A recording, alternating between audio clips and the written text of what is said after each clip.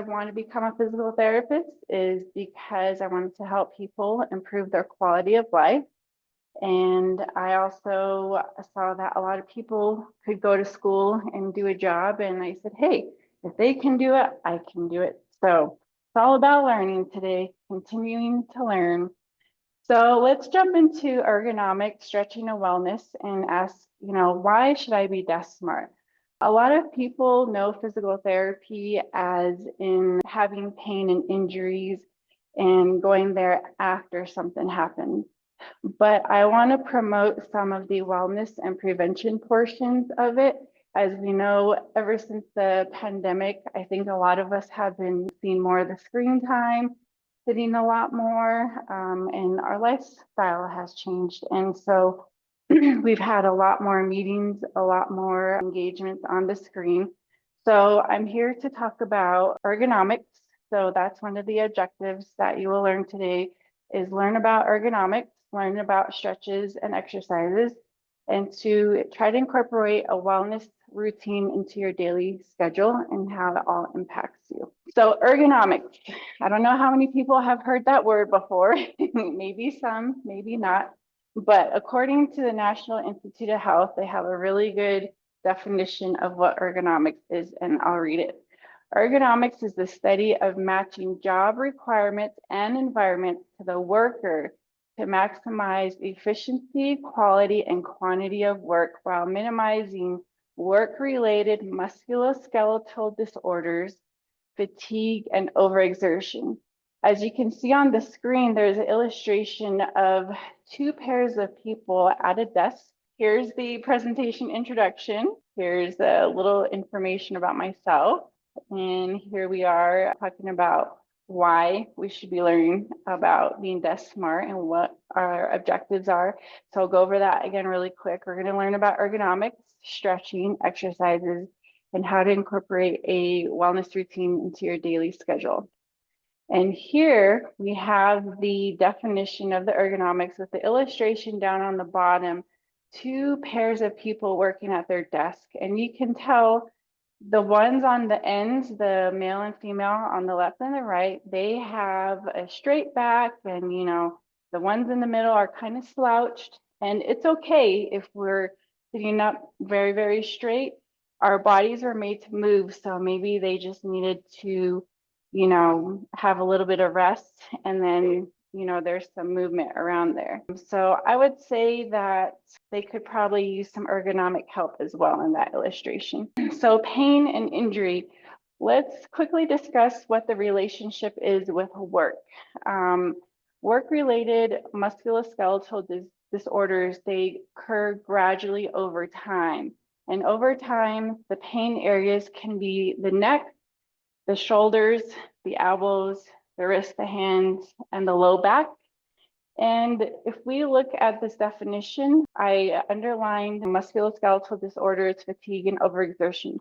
So this slide, I wanted to touch upon that. The fatigue is a feeling of strain, discomfort, pain, and it can also disrupt your sleep. Fatigue can happen with repeated motions, forced exertion, even lighting. Maybe you're at a desk doing computer work, or you're reading or writing, and that lighting is very poor. You'll probably have eye strains. Your eye might get fatigued. Sound is also something. Prolonged abnormal positions and vibrations. So people who might be working in a factory, or maybe even riding construction equipment with a lot of vibration. Overexertion means that the job demand exceeds the worker's physical capabilities, and that leads to injury and strain. So what this all means is that if your body is not prepared for your workplace, your work environment, whether it be the demand of the job or the ergonomic setup of your job, you can be susceptible to work-related musculoskeletal disorders, fatigue, overexertion, leading to pain and injury. The graph on the right side shows the National Safety Council did a study 2021 to 2022, and the little pie graph on the left shows that more than half of the people who were injured were male, and a little bit less than half were female. The bar graph shows that even 16-year-olds are susceptible to work-related injuries, and that is not good for our young adult population because we want them to have a good, fruitful life and to have a good job, you know? So pain and injury at work can start at a very young age when people start in the workforce. And the trend goes higher in your 20s to your 50s. And what the National Safety Council has also found is that because of pain and injury, the median days away from work, not for vacation, but because somebody might be in pain or has strained or hurt themselves, is 14 days. So that's a loss of PTO. Maybe you don't have any more PTO and you're using your sick time. If not, you're borrowing hours from somebody, and it's just not fun. It's not a vacation. They also found that 50% of adults experience some type of musculoskeletal disorder. And for the annual cost for healthcare for musculoskeletal disorders can reach up to $420 billion.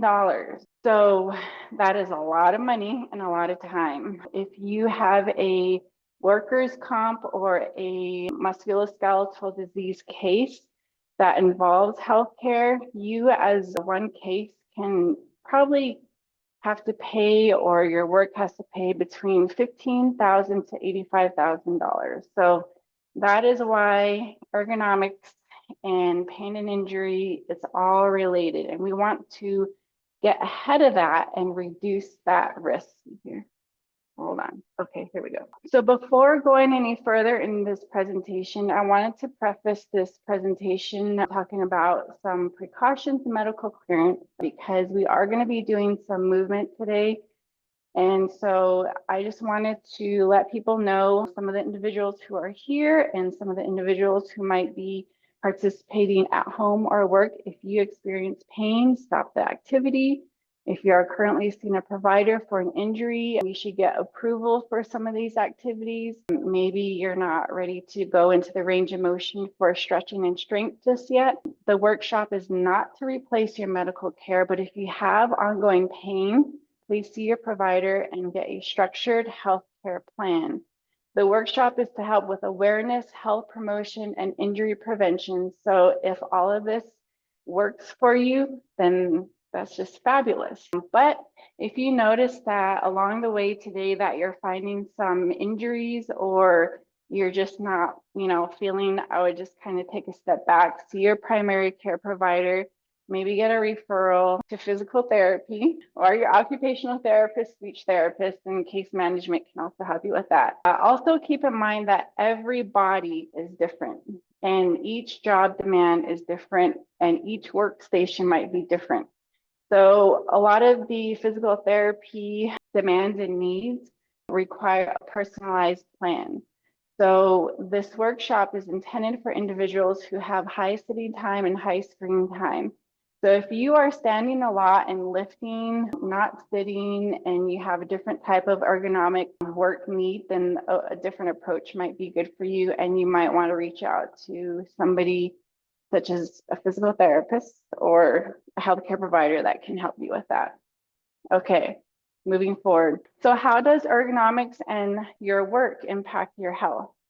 Well, ergonomics, if it's very poor, it could increase your susceptibility to work-related musculoskeletal diseases. And again, the top 5 are the neck, shoulder, elbow, wrist, hand pain, and low back pain. And as we had mentioned recently with COVID, a lot of people had to stay home.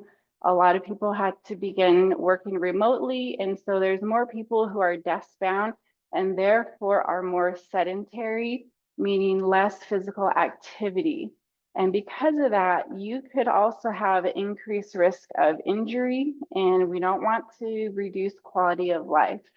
The graph there on the right from the Center for Disease Control did a study, and they found that in the year 2020, this was about the time of the pandemic, maybe it didn't even hit yet, maybe this data is from before 2020.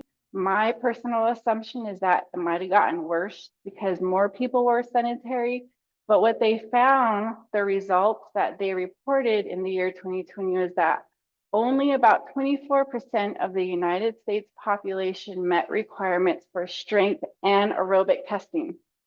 So if you look at the right, adults age 18 and over, only 22.7 met guidelines for aerobic activity. 6.8% met the guidelines for muscle strengthening activity, and 46.3, so almost half of the adults did not meet any of the guidelines for either activity. Now, isn't that pretty crazy? I don't know where I'm at, but if you are not as healthy as you can be and you're doing a high demand job, or you have underlying issues and you're trying to work and having pain, then you have to do something. So that leads us to the prevention and risk reduction. What can you do? We're going to make adjustments. So this is where, in this presentation, we are going to look at our sitting workspace. So let me go over the slide really quick, and then I'll demonstrate here. So with your workspace at home or at work, you want to promote neutral positions throughout your body. And when your body is in a neutral position, that actually increases the efficiency of your body to work at those workloads. So for example, a chair, you might want to have the height of the chair so that your thighs are slightly below 90 degrees. You want your feet flat on the floor. You want a neutral back and pelvis, and I'll show you that in a moment. So as long as you can have a chair that is fit for you and adjusted for you, then you could probably sit comfortably for a pretty good amount of time. For the table, you want to make sure you have room for your knees. And I've sat in some tables where they have the little pencil drawers there, and my knees are hitting it all the time. That's not good for our knees. So you want to remove those and just get rid of that, and maybe have a little pencil holder on your desk. Also, the height of the table. I've seen some that have a manual crank that you can lift and lower, but they also have amazing, really, really nice electric tables, which I'm going to be using today, and I'm so excited to use that. And so that's the table portion. As far as your arms go, you want to make sure that your shoulders and your upper arms are by your side. They're pretty neutral. Your elbows, you want them to be about 90-ish degrees there. So you wouldn't want your elbows to be way in front of you, behind you, out to the side. So you want to be pretty comfortable. So if I'm standing here pretty comfortably, our body is used to having our arms by our side like this. So I'll step forward so you can see. So when we're on our laptop, then we just want to bend our elbows and for it to be comfortable. So that means that you would want your table to be about right here. So if that table is too low, it's going to lower your forearm down and your wrists are going to be, and that's not good. If the table is too high, your wrists are going to be pointed down and you're typing, and our wrists won't be in a neutral position either. So that's why you want your arms to be comfortable by your side and your wrists and forearms not to be fully extended or flexed. The screen, you want it, if you're sitting, you've adjusted your chair, you've adjusted your table, your hands are here, right? As I'm standing here, you can see me here, you can see me here. And if you see me standing, you can see that my laptop screen is mid-belly, right? So if I were to be here, I would eventually start doing this instead. My back would be rounded, my head would be up like this, right? And my arms are here. So I would probably need to bring this up, okay? So the screen, you want them, if you're looking straight, you want the top of the screen to be about an inch or two below your eye level. So that way you can kind of drop your head just a little bit and you can use your eyes to look around the screen. And you want to use devices to support your setup, okay? And I think we have time for me to do a little demonstration for that here. So what I'm going to do is I'm going to bring this here. I'll bring this table back up in a moment, but I'm going to bring this table down. And I brought a lot of my little devices here. So if I'm here at this table, okay, if I'm looking at my legs here, let me move this out of the way. This chair here, hopefully you guys can see me on that screen. This chair here, if I let my legs relax, my thighs are parallel to the floor. My pelvis feels like I feel like I want to recline and just relax, right? I feel like my heels and everything are a little light, and this, I don't feel like it's a comfortable chair. Don't get me wrong. It's very, very comfortable. All the chairs are comfortable to sit in here. However, for me personally, since I work on a computer, I personally probably couldn't sit like this and type, like, you know, my chair is just not where I want it to be. So I personally would probably come forward. I'd put this here to kind of break up the space. There's a little hump on this chair, but now my hip and my knee, you see how my knee is a little bit lower than my hip? This allows me to put my pelvis in a neutral position, right? If I take this away and I sink back, my pelvis will come back and pull my low back, and I don't have any weight on my feet. And if I go too forward, and if this was a higher chair, my pelvis would rock forward and I'd have a little bit more strain on my low back, right? So for me, I would probably sit like this. Okay. And you want to make sure the weight. So if you guys feel like you're too far back in your chair, come forward a little bit so you feel the weight right on your butt bone. They're called ischial bones. You want them like right there where that bone is. And you want to sit so that your feet are about hip length apart and you have the weight in your feet. Do you feel that? Right? And you feel your pelvis, and it's almost as if your bottom portion now allows you to sit a little bit higher too, right? Yeah, and it doesn't feel as hard. You just got to get used to it if you're not used to this, but it's pretty comfortable. All right, so back to that screen there. Here is my laptop. My laptop is, again, about chest level. My eye level is here. It's almost about a foot lower. So I would probably put this on top here. So at least now it's probably like 4 inches, but it's a lot better. There's some laptop and screen risers. I've seen people stack 2 of these to bring it up a little bit more if they're taller, and that's okay as well.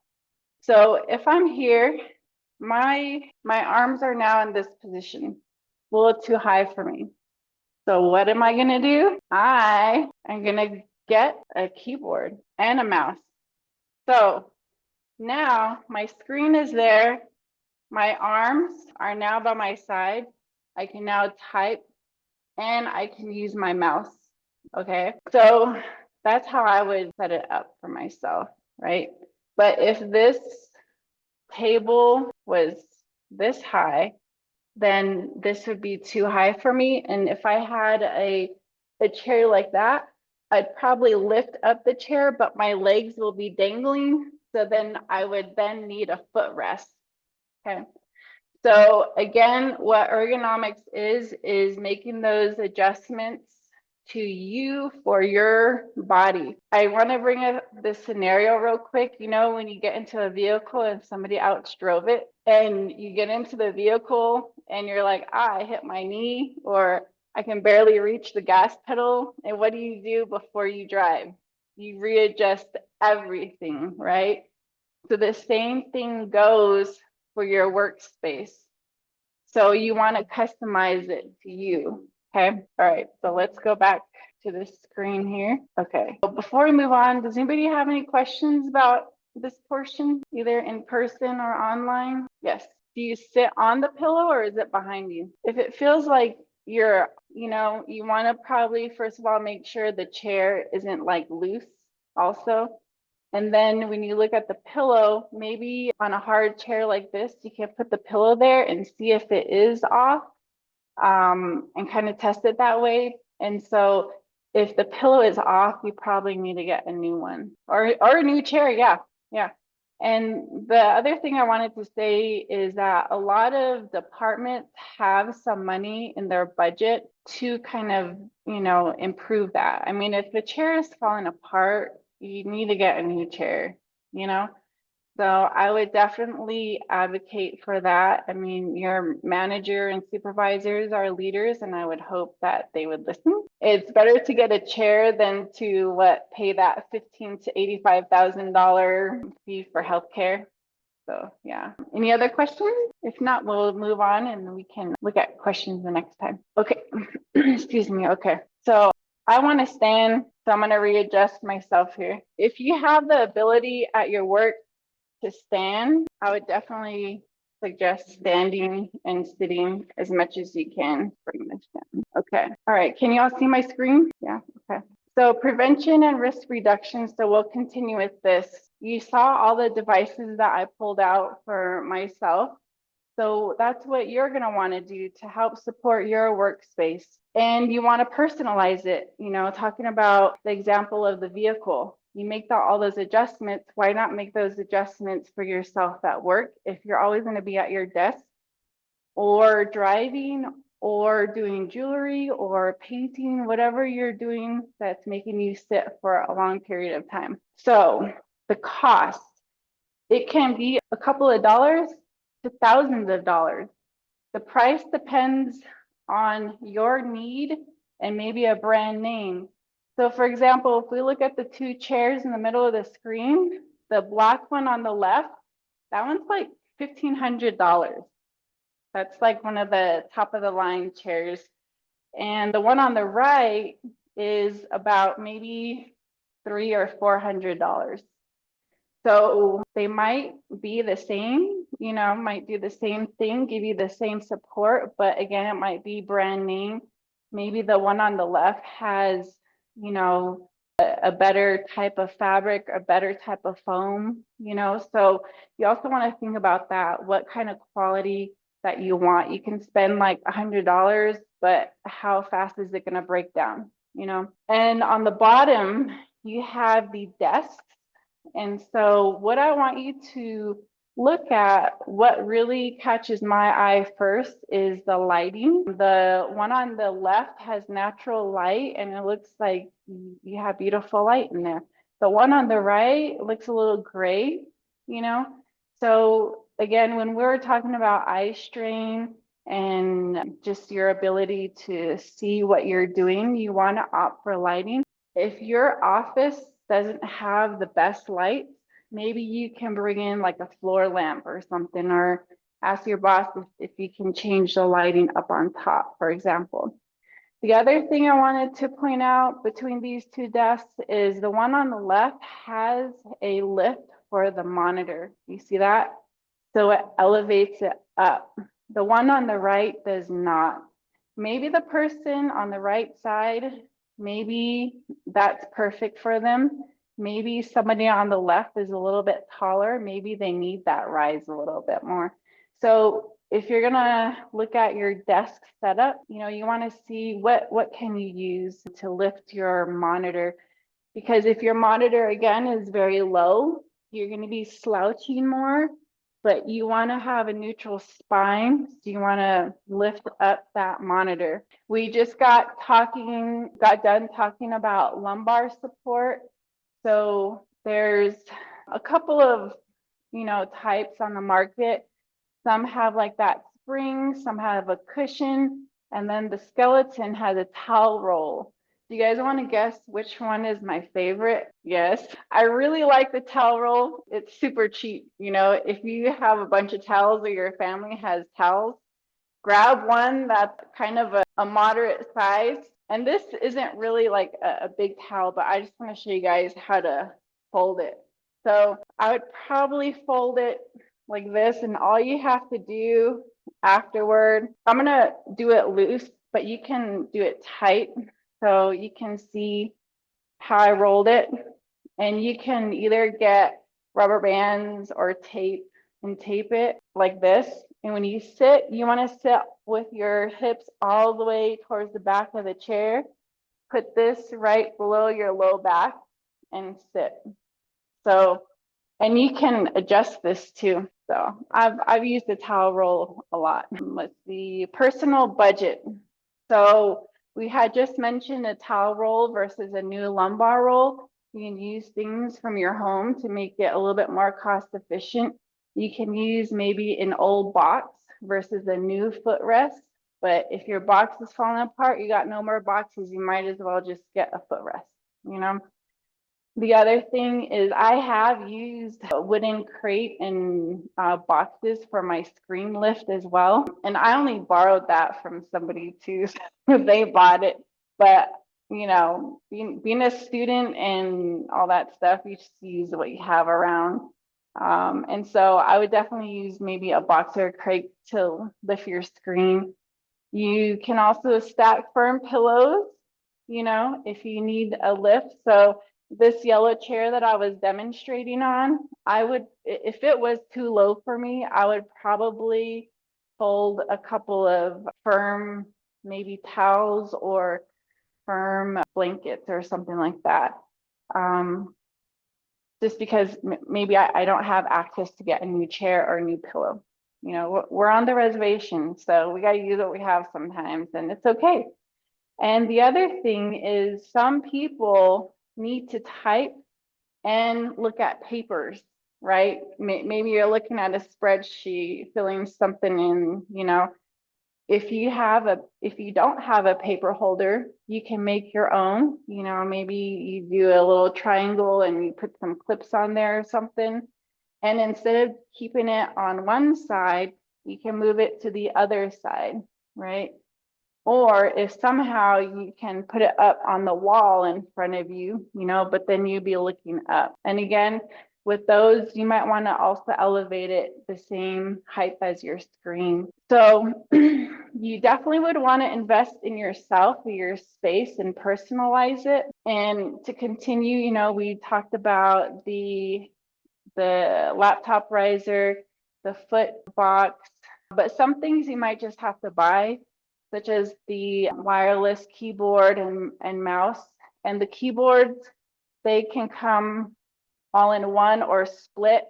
Me personally, I just can never get used to the split one. Maybe some people can and do.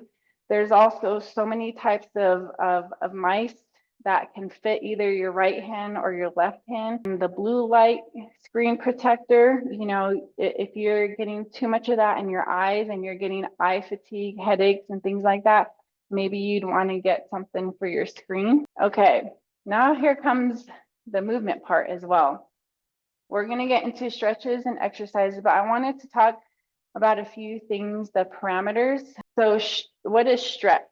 Stretching is when you are lengthening your tissues, and studies have shown that if there's somebody that has a really, really tight tissue muscle, then the lowest time to get a change in that tissue length is 30 seconds. So that's why people say, oh, hold that stretch for 30 seconds.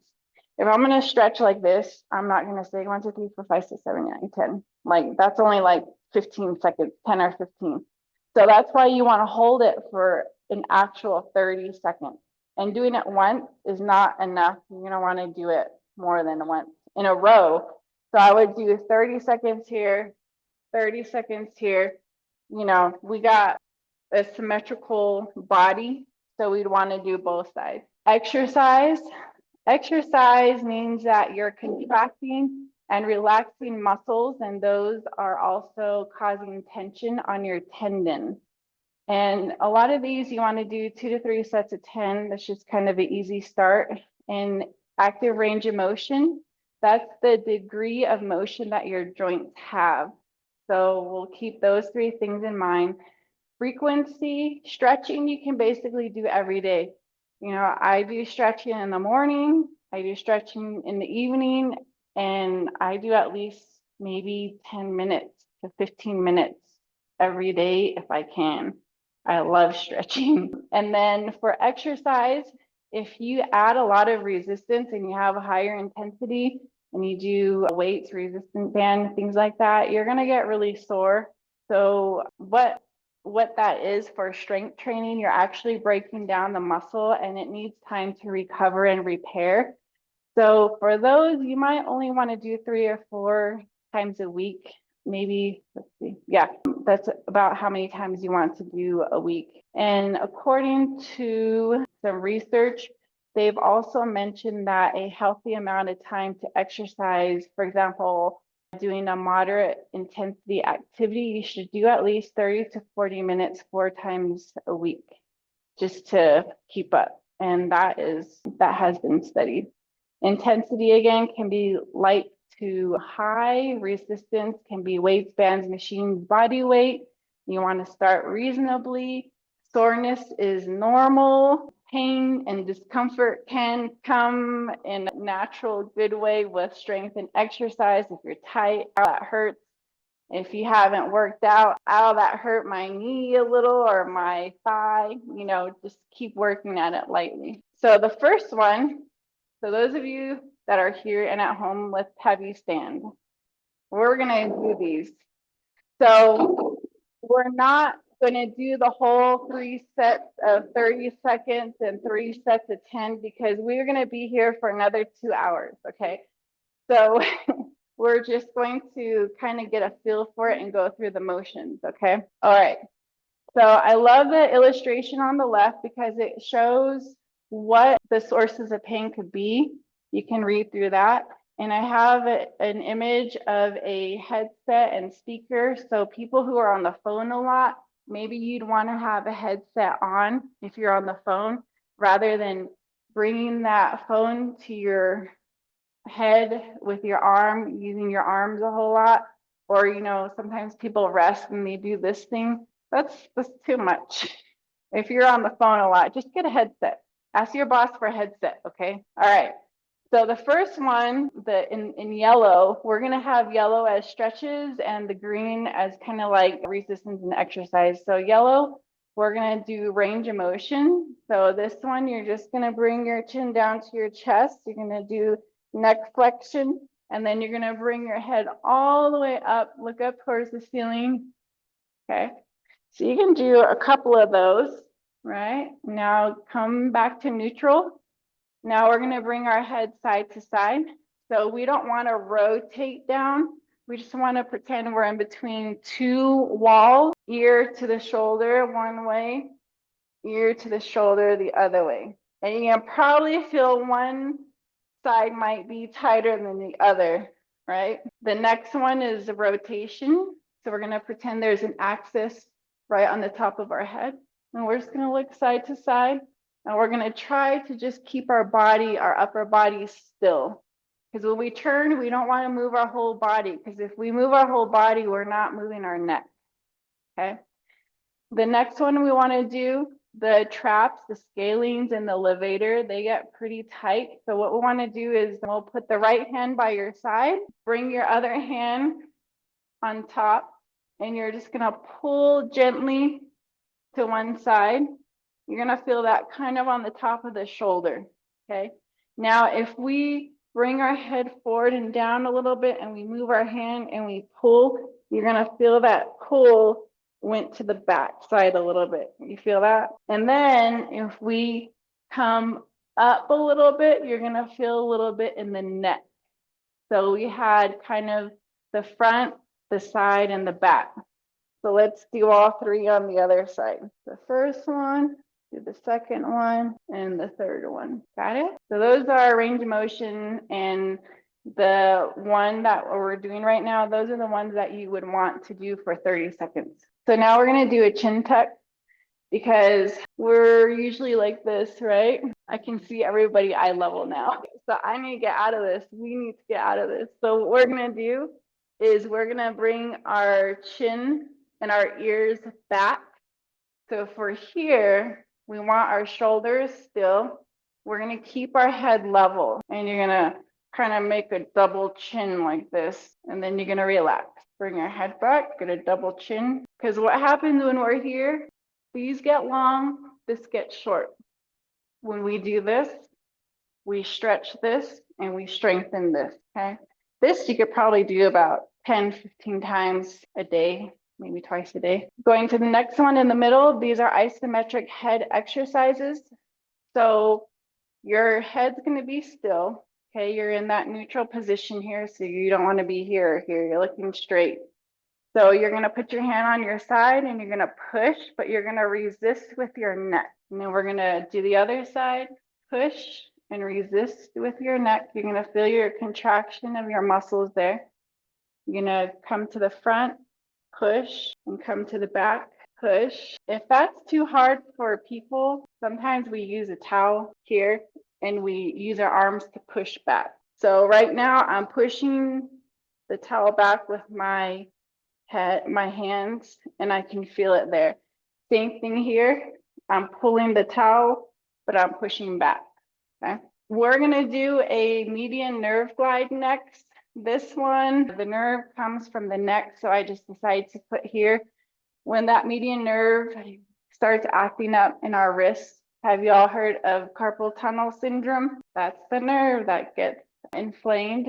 And so we're gonna learn a nerve glide exercise for that. So you wanna put your hand by your side like this, like you're a waitress. All right, and what you're gonna do, is like what the picture says, you're going to extend your arm out and you're gonna tilt your head away. And you're gonna feel this weird little stretch. You feel that? Awkward. That's your nerve being pulled. Come back to center and go again. This one you can do about 10, 15 times also. Let's do the other side. So push away, straight, keep your hand flexed and straighten out your elbow. Bring it back in. Do you feel that tension in the forearm and the hand, right? All right, let's move to the next one. Shoulders. So the illustration on the left shows the many possibilities when people say, my shoulders hurt, what should I do?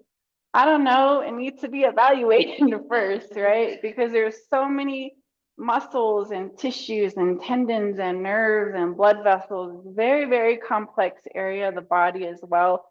So again, the exercises that we're doing today is very generic, okay? The first one in the stretching yellow section is the pec stretch. We don't really have a whole lot of doors right now, but can I open this one a little bit? So I'll just show you guys this one. So our pec muscles, they start here and they like fan out. So there's 3 different ones, the A, B, and C. So we can start low, neutral, and high. So I think that one back there can see me. So I keep my weight on my feet and I use my legs to come through here. So I never have, I'm not like doing a push-up. So I'm not here doing this, okay? My weight stays on my legs and I do a little lunge forward. And I use that to control the intensity of the stretch, okay? So I wish you guys could do that by the door. It feels good. But we're gonna do the second one. You all have wall space. Same thing with this. You can do 3 directions, low, medium, high. So go ahead and use your door. I'll use here. And the rotation of the trunk will increase the intensity. Here, I'll do it from this one. So this is kind of low. Your hand's gonna be here and you're gonna rotate here. This kind of gets a little bit of your biceps to stretch also. It's not only the shoulder. And then I'll pretend, so come to the medium middle section. Turn. This one you would want to do the 30 seconds and then rotate. So when you're in this position, you don't want to try to scoot your arm up. You want to come back, lift, and then go, okay? So do the high and then, yep. All right, okay. So the next one is the tricep, sorry, the tricep stretch. So basically you just grab your elbow and you pull. If you can't do that, you can use a towel or a stretch strap and you position your hands like this, and you just pull down. This one, you also want to do the 3 sets of 30 seconds. Okay, so all of these ones up on the top for the shoulder, you can hold, and our shoulders can get really tight because we don't often move our arms up overhead, right? We're here at the computer or doing something in front of us, okay? So we'll go on to the green exercise. The first one on the left is a scapular retraction depression. So a lot of the times when we're at the computer and we're stressed, we start to come up here and you're like, my shoulder is really, really tight, right? So our shoulder blades have muscles here. And what we're going to want to do is pull them down to bring our shoulders down. And you want to squeeze together. So when you do that, you're really opening your chest and you're going to feel the skin in your back kind of bunch up, right? We probably haven't really felt that. It feels weird. So just like that chin tuck, we want a double chin. We want skin ripple in the back. That's when you know you're using your muscles. Okay, so the middle exercise now, this one is a range of motion, so you can do repetitions. Basically, bring your arms straight in front of you and lift up overhead, keeping your elbows straight. When you're up, try not to bend, straighten up with your hands. You feel that? It's gonna make you want to do this, but pull your stomach in, keep your spine neutral, push with your shoulders and your arms. You feel that difference? Okay, bring your arms down, come out to the side, kind of like a windmill. Yeah. Then we're here and we can do some rotation. And you can go as far up and down as your shoulders allow you to. Okay. Now I didn't bring this for everybody, but you can also use a towel and do an isometric external rotation. You're here and you pull, okay? Or if you have a band at home, you're in that neutral position, stomach tucked in, your spine's neutral, and you pull outward, keeping your elbows by your side, okay? Okay, elbows.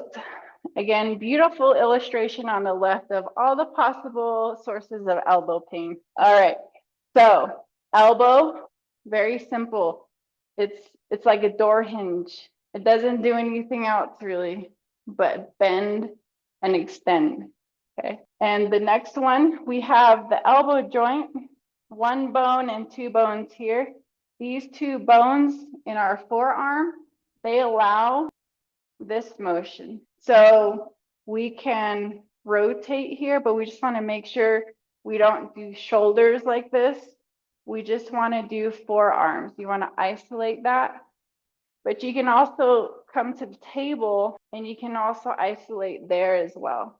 Or you can just kind of hold there. The next ones are wrist flexor and extensor stretches that you want to hold. So pull, keep your elbows straight, pull there. Try not to lift up, stay neutral at your spine and relax. If this hurts, breathe or loosen up. And then you want to push down here. Then we'll do the other side, pull up, elbows straight, shoulders relax, keep breathing. Don't let your hips go forward. Stay neutral, weight on both feet. Push down. Good. Now, our forearm was in this position. We can rotate it and go the other way. It's a little bit more challenging here. And then another challenge is if you make a fist, pointing your palm down, you gently pull. That also is pretty tight there. Okay. All right. Down to the green for the exercises. We can work these forearm muscles if you just twist here. You can also just rotate it if you want. And I'm rotating it forward. So I'm pushing forward, back, okay? And if you have weights at home, she gave you guys water bottles. But if you have weights, the bicep again, here, it's like the range of motion one, but you're adding resistance, okay? And then the triceps here, you're adding resistance. You can also do this with a band or a machine also. And then, do you want to use this one? Okay. We have 1 hammer to pass around. So this is for your strength here as well.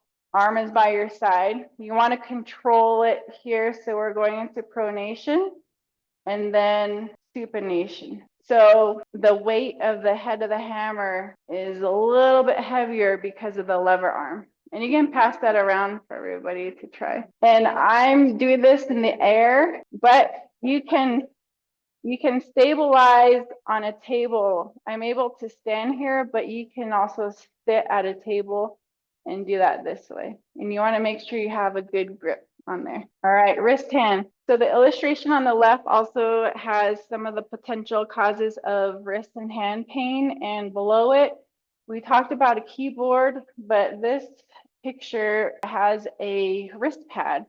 So as you can see, the person's wrist is neutral.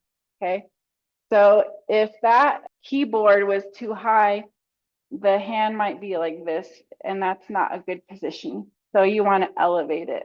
Okay, so now let's go with the active range of motion in the yellow boxes. So hands, just very simple flexion and extension. Okay, where you're bringing thumbs in and out and forward and back, and you can also bring them to the pinky. Okay, and then our little intrinsic hand muscles, spread the fingers apart, bring them together, and then those also help make your fist as well. I didn't bring any putty, but if you have Play-Doh or anything at home that you can use, those are some. A stress ball could work, yeah. This is a hard ball, so it wouldn't really work. But I'll demonstrate. Here you're squeezing together. Here you're pressing together. Here you're pushing inward. Here you're kind of like a duck bill. Then, oh, we have your rubber band. So those of you out watching at home, if you have access to a rubber band, go ahead and grab that real quick. So we're gonna do rubber bands. So this yellow one's too loose. So I'm just gonna double it. And this is my finger exercise, kind of hard, right? And then we can also do finger extensions. So we're lifting weights here. Can you all see that? All right. And then you can put it all around, and then you can open. You can also double up and make it a little bit harder. Okay. And then there's just a couple more examples of ways you can do the band or the rubber band exercise. All right, that was fun. Nobody shot each other. Okay, low back. Again, another beautiful illustration of why it's kind of hard sometimes to pinpoint where the back pain is coming from, because our body is complex. We got all kind of things going on in our body. So if you have any pain and it hasn't gone away, I just highly recommend seeing your provider, getting a referral to a clinic that can help you. Okay, so in the yellow, we're going to do the exercises there. I love these. These are range of motion as well. And so let's just fall forward. If you can't go all the way down, your hamstrings might be tight, and that's okay. Or else your low back might feel a little stiff. It's okay. If it's uncomfortable, you can bend your knees a little bit. Okay. And then come back up. Use your leg muscles, not your back. Okay. This next one is an extension. You want to put your hands on your waist here. And we are in this flex position most of the day, right? And this extension is a really good one because we're reversing that motion. So here you're just kind of pushing your hip forward and you feel that kind of pull, and it's like, my body is not used to this, you know? If it's too much, just go halfway, just go a little bit. So again, the intensity light to heavy, right? And a lot of these we're doing today standing up because we're trying to get you out of your chair. And a lot of these can be done sitting or laying down also. All right, side bend and then rotation. This one, again, you can try to keep your hips in one spot. Otherwise, if you move your whole hip, you're moving at your hips and your legs and not really your spine. Okay. All right, exercise. Let's do some squats here. If you aren't comfortable doing a squat, you can always put a chair behind you, so that way you don't feel you're gonna fall. So you're just gonna come down. But what you wanna do is try to keep your knees behind your toes and bring your hips down and look straight. You're gonna feel the weight in your heels and you're gonna feel your thighs, your glutes. And when you come up, you can squeeze your butt a little bit, maybe push the hips forward just a little bit as well. Good. All right. This next one I really love. They're hip openers, open and close gait. So I pull my pants up so I can move my hips. Okay. So you're gonna balance on one leg. You're gonna open, half circle, and close. If your balance isn't good, you can hold on to something. Try to focus on the hip and the core. And then let's try the other side. Good. That feels good. All right. The next one, I don't know how sturdy our tables are, but you can do planks at your desk. And then bird dog, we don't really have any mats, but those are pretty self-explanatory. The main thing is core engagement and working the back extensors, because low back pain, our back is supported by our abs, our diaphragm, our pelvic floor, and our little muscles along the spine. So try to pick some exercises that will kind of promote those. Okay, we're done with the exercises. If you guys want to keep standing, you can. If not, you can sit down. Okay, so wellness routine. What we really want to do is promote a daily habit change, right? So we took some time to do the 5 different areas of the body, stretches and kind of strength-ish exercises. And you could maybe just pick a few that maybe you felt today that you were really tight, or, oh, I really needed to stretch that. Maybe you pick maybe 3 to 5 and you do that every hour. Maybe you just do 5, you know. And so you want to make those habits. Maybe you start a morning stretch routine. Maybe if you're in your office and you're like, oh, wow, it's already lunchtime, you know, or it's already time to go home and you haven't moved for like 3 or 4 hours, maybe you need to set a timer. You want to increase your walking, because there's also evidence that shows that if you can hit higher speeds of walking, the healthier you are and the longer you'll live. So you want to walk, but don't do like Buffalo Park in an hour. Like, you want to book it. You want to get your heart rate up. Okay. Maybe you got to do time management, stress management. You know, if you have a lot on your plate, delegate some of your duties, have your team help you, help each other out, increase your movement. You just started today, so keep doing that every day. And also, what's important is to hydrate, sleep, and eat. Don't forget to do that, because a lot of people actually do forget to eat and forget to drink water, right? So consistency is key, because your body is made to move, right? I wanted to throw in this slide as well, because you also want to make changes at work. There's been evidence that has shown that the workplace psychosocial factors can lead to the development and progression of musculoskeletal diseases.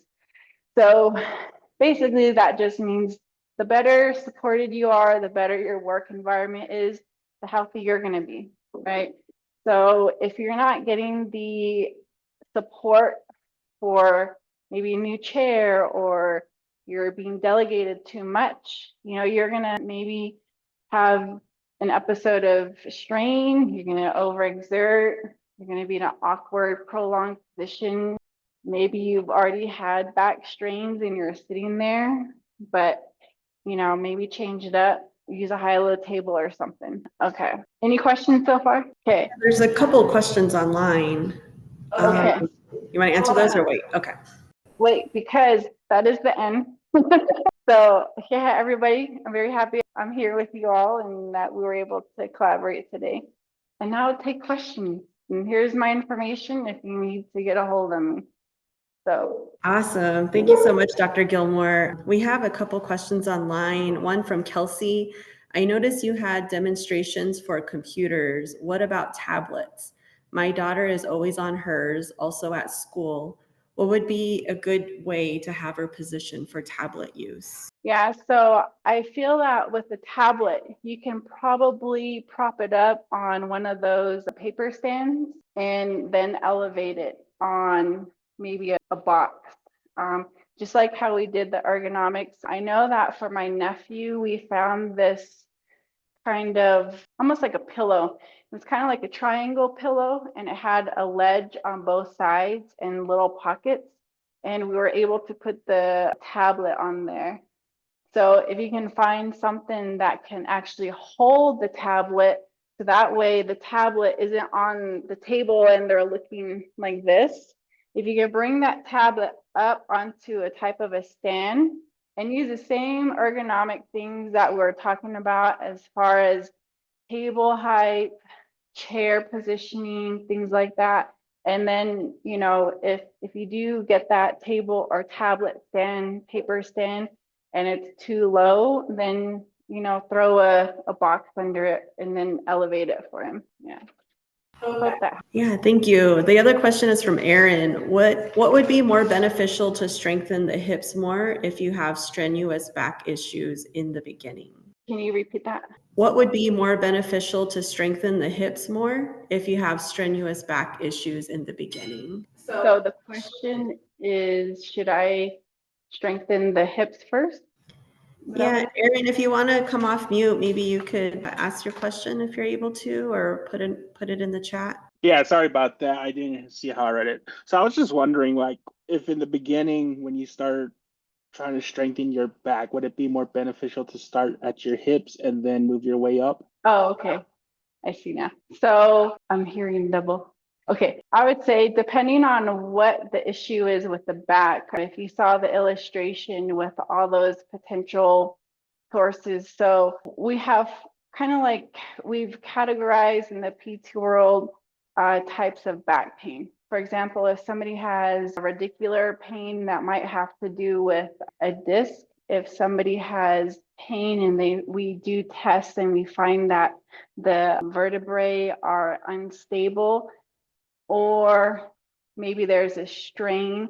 So there's different categories. If you can see a provider, maybe a PT, then we can try to help you in determining which type of exercise is best for the type of diagnosis that we give you, because we might have to do, let's say, repeated motions in your direction of preference that is best for your body.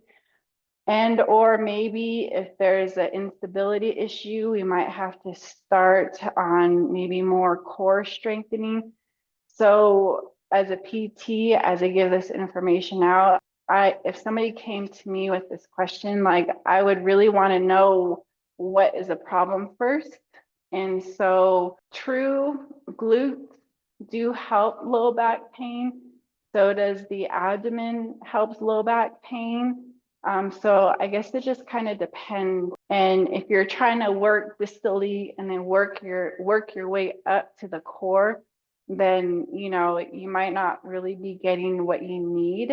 But if you just had like a strain, for example, and there's nothing out, all of the research that I've read and all of the protocols that I've seen, a lot of the things is just start walking. Basically, walking is really good, and they have that for back pain in general. So maybe start there also. Hope that helped. Thank you. You're welcome. Any other questions?